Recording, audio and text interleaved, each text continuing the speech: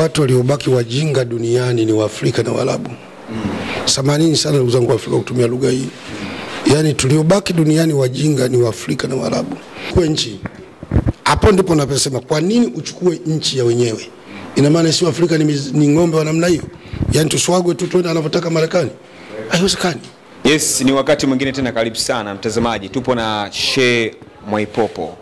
Tumekutafuta tuzungumze na wewe.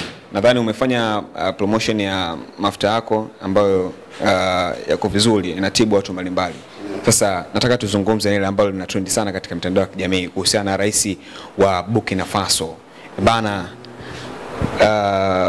mwenzake Kanote amezidi sana kutrend kwamba amemwekea sumu, na nimepata taarifa leo mapema kabisa amewakamata baadhi ya watu ambao inabidi wamesadiki kwamba wametumwa na Marekani. Nashukuru. Ndugu yangu mtangazaji, siku moja niliwahi kusema watu waliobaki wajinga duniani ni Waafrika na Waarabu. Samanini sana ndugu zangu Afrika kutumia lugha hii. Yaani tuliobaki duniani wajinga ni Waafrika na Waarabu. Hivi kweli brother, inaingia akilini kwa akili hata ya kawaida mtu ala saba aliyeferi la saba? Wewe uko ndani ya ikulu unamlinda rais. Rais ambaye inasemekana ile nchi ilikuwa na madeni lukuki, kamaliza madeni yote.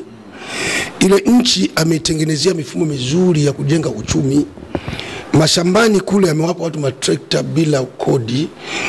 Anajenga nyumba za kukaa watu maskini nchi nzima. Leo malipo yake mnamtengenezea mumuue. Mnataka mtawaliwe na malaika? Mungu alete malaika labda Burkina Faso. Sasa huu ndio Afrika. Huu ndio Afrika. Tukisema Waafrika sema Mwaipopo wajui wazungu. Wazungu mimi na wajua, nimekaa nao. Mzungu ni mtu mkweli, akikwambia yes katika nchi yake. Mzungu hawezi kuleta madhara ndani ya nchi yake. Mzungu anafanya madhara nje ya nchi yake. Anakuja kuua Waafrika na Waarabu, achukue rasilimali apeleke kwake ya kale. Mzungu huwezi kumdanganya muue mtawala wake hata siku moja. Trump alitaka kumuua kwa sababu yeye si mtawala alikuwa. Kwa hiyo huo ndio Afrika. Unakuwa kibaraka wa wazungu dunia hii. Kweli kaka? Lakini inasemekana kwamba zote visa ni swala la madini katika nchi ya Burkina Faso. Ya, madini aliwatimua wa Faransa. Kawatimua wazungu wote, sasa nasikia yuko Urusi. Baada ya kuona hawapati faida. Maana ya Mungu kuleta resources katika nchi ziwafaidishe watu. Waarabu wamepewa mafuta, wafaidishe wao. Sisi tumepewa madini na mali asili, tufaidisha sisi. Tuingie mikataba ya kisheria, nyinyi mchukue kidogo na sisi kidogo. Sasa mtaka muomole yote nyinyi, tukae kimya tu. Sisi tumekuwa ng'ombe wenu. Haiwezekani. Vyanzo vyote vinatokana na Marekani kutaka kuichukua nchi. Ina ukweli kiasi gani? Kwa nini uchukue nchi? Hapo ndipo naposema kwa nini uchukue nchi ya wenyewe? Ina maana si Afrika ni ng'ombe wa namna hiyo? Yaani tuswagwe tu twende anavyotaka Marekani? Haiwezekani. Sasa hapo ndipo kwenye tatizo. Kwamba je, Waafrika tuko tayari kubadilika? Na hii sio Burkina Faso, duniani wa Afrika, popote kwenye Afrika, 52 country Africa. Tujitafakari, tujitathmini, tuko tayari kubadilika au ni unafiki? Sababu mwezi kwa tayari kubadilika watu wanafiki. Anakuja mtu anataka abadilishe, mnamfanyia mpango mara mumpe sumu, mtaka kumuua kwa risasi, mtaka kumuua hivi. Kwa hiyo ni hatari. Na hii ni somo hata kwa watawala wa nchi za Afrika. Yes, ni somo. Lakini inaonekana kabisa wananchi wa Burkina Faso wanamkubali rais wao. Ndio, lazima mkubali, hata mimi namkubali. Yaani hata mimi rais yote wa nchi za Afrika ambaye ni mzalendo lazima nimkubali. Yule mtoto ni bwana mdogo, ni mtoto mdogo, ni jeshi, ni captain, lakini mambo anayoyafanya namkubali. Ni sahihi kabisa, namkubali. Kama yule rais mwingine alikuwa pale kwa yule alikuwa ni sergeant. Ya sergeant. Na Yesu alimuua. Na yeye aliuawa na mtu wake wa karibu kama hivi Biblia mtole. Hivi. Chochote ni Donald Trump. Chochote ni Donald Trump ndo anataka Trump. Wazungu sio Trump peke yake, wazungu hawataki kuona Afrika inasimama. Wazungu hawataki kuona Afrika inasimama. Wanataka watutume mpaka babu zetu watume, mpaka wajukuu waje watumwe. Sasa Trole hataki, anataka wasimame kwa miguu yao.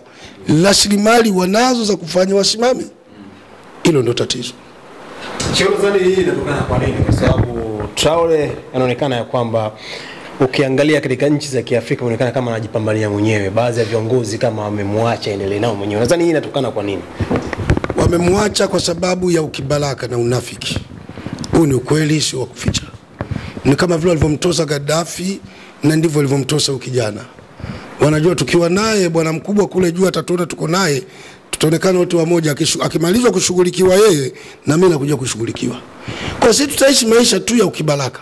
Ni kama vile Waarabu walivyomwacha Gaza. Waliacha Gaza imemalizwa. Sasa wale watu wa Gaza walifikiri Waarabu wenzao watasaidia. Dunia hii jisaidie mwenyewe. Wamemwacha amekwisha. Na ndivyo sisi wa Afrika tulivyo. Hivyo. Yeah. Wanakwambia kwamba wanataka, yani Traore Ibrahim anataka kujimilikisha mali. Yani mali zile za ndani ya Burkina Faso anataka kujimilikisha peke yake. Wanakwambia hivyo watu kutoka mataifa ya magharibi. Kwanza waongo wao, na maana ndio wana uchungu na zile mali kuliko watu wa Burkina Faso wenyewe. Kwa nini hilo tamko watoe wao wasitoe watu wa Burkina Faso? Wao wazungu wawe na uchungu na mali za Burkina Faso kuliko wa Burkina Faso wenyewe. Wewe kwa jambo la uongo hili. Yaani mke wangu mimi, wewe mwandishi wewe na uchungu naye sana kuliko mimi. Uje useme mwambie mke wangu Mwaipopo anakutesa bwana. Mimi nimeona hapa unenepi. Haingia akilini, labda unamtaka mke wangu. Kwa ni wazi wazungu ni watu fitna, wachonganishi. Kwa sisi wa Afrika tunatakiwa tuwe makini. Ndio kila siku wanasema hata hivi vyama vingi demokrasia tumeletewa ni ya fitna tu. Tusifikiri tunapendwa na wazungu. Mambo ya kutengeneza mifumo ya udini ni fitna tu. Babu zetu dini zote zilikuwepo, kulikuwa na Wakristo, kulikuwa na Waislamu, kulikuwa na wapagani. Mbona tuwe kuna na uwana? Kwa nini sasa hivi mfumo uwepo? Ukiangalia Al-Shababi, Islam, ISIS, ukiangalia wapiganaji wote Al-Qaeda, mwanzilishi ni mzungu. Sasa huko kuna kitu gani anakitaka?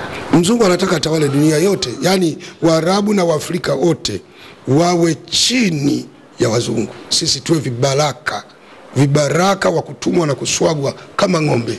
Okay, amefanikisha katika hili? Amefanikisha. Nani kafanikisha? Nani amza? Kwa kiwango kikubwa tu, kwa sababu Afrika ni nchi maskini na hatutaki kuondoka kwenye maskini.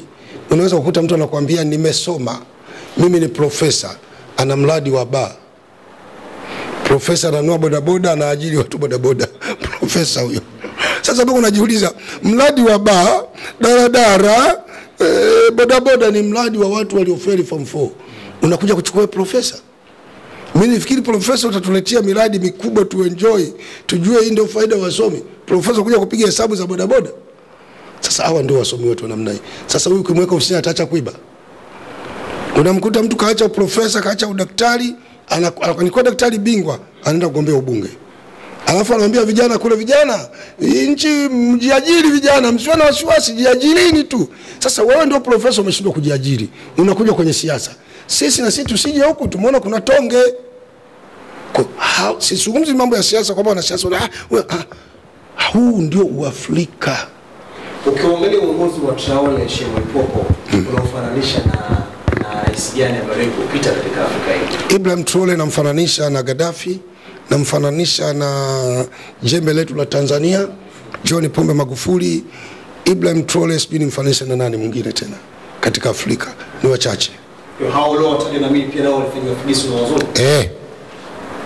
Ndio walikuwa wanapambana na wazungu. Unafikiri mambo yanafanya Magufuli nchi wazungu walikuwa wanamwacha? Lazima walikuwa wanamtolea macho, walimchukia wazungu. Gaddafi walimchukia wazungu. Yaani wewe ukiwa mkweli tu katika nchi za Afrika, rais mkweli unapambania raia wako, watapita na wewe. Hawakwachi. Wanajua wataka kufunga mipaka. Wanajua unawekea kitumbua mchanga. Ulaya hakuna resources zozote, wanakuja kutegemea hizi za Afrika. Wanategemea mali kutoka huko. Rais ambaye anajitambua vizuri wao hawamtaki. Watawekea mipaka na wanataka katika 100% wewe uchukue 20 au 80. Sasa inaingia akilini. Yaani sisi mtuachie mashimo tu ya madini. Kila kitu mbebe nyinyi, mnabeba sijui makenikia, kumbe mnabeba mwanadhabu. Kwa haya ndiyo matatizo ya Afrika na Waarabu. Hapo nakwambia kwamba rais yote ndani ya Afrika ambaye alijaribu kuwa kama Traore au anajaribu kuwa kama Traore, basi huyo hana maisha marefu ya kuishi. Huyu maneno ambayo anazungumza ni challenge kinaweza kutokea. Ndio, Traore maisha yake ameshaweka rehani. Na hata yeye anajua amesacrifice maisha kwa ajili ya watu wake. Anajua kabisa. Na watafanikiwa tu. Haki ya Mungu, watafanikiwa tu. Kwa sababu wajinga Burkina Faso ni wengi kuliko watu wenye uelewa. Wajinga Burkina Faso ni wengi kuliko waelewa. Brother, mimi siwezi kukubali nikamuuza rais wangu ndani ya nchi yangu hii. Haki ya Mungu sikubali. Uniambie nimuuze rais wangu eti rais wenu mwache ale. Unataka rais atembee na ebo? Mwache ale. Watoto wake wana enjoy, wacha wa enjoy. Ni watoto wa mtawala. Madam haki yangu naipata inatosha. Kama anadhuluma atakutana na Mungu aliyempa mamlaka, basi sio mimi. Siwezi mimi kumwataki rais. Siwezi kutengeneza njama za kuvuruga nchi yangu hata siku moja. Kwanza uzalendo ndio dini. Bila uzalendo hata dini itakushinda. Utakuwa ni mnafiki tu. Neno la kumalizia, na kipi cha kuambia wa Afrika kwa nchi ambayo kimeendelea katika nchi ya Burkina Faso? Wa Afrika tubadilike. Maendeleo hayaji kwa unafiki. Maendeleo yanakuja kwa ukweli, kupendana, kuhurumiana na kumtegemea Mungu. Maendeleo hayaji sehemu watu waliojaa wanafiki hata siku moja. Kwa hiyo tunaposema tunaingia misikitini na makanisani kufanya ibada zetu zituathiri. Tukitoka nje ya nyumba za ibada tuonekane kweli wa watu ni watu wafanya ibada. Tusiwe msambituna bizabina ndumila kuwili. Tuache utabia. Asanteni sana.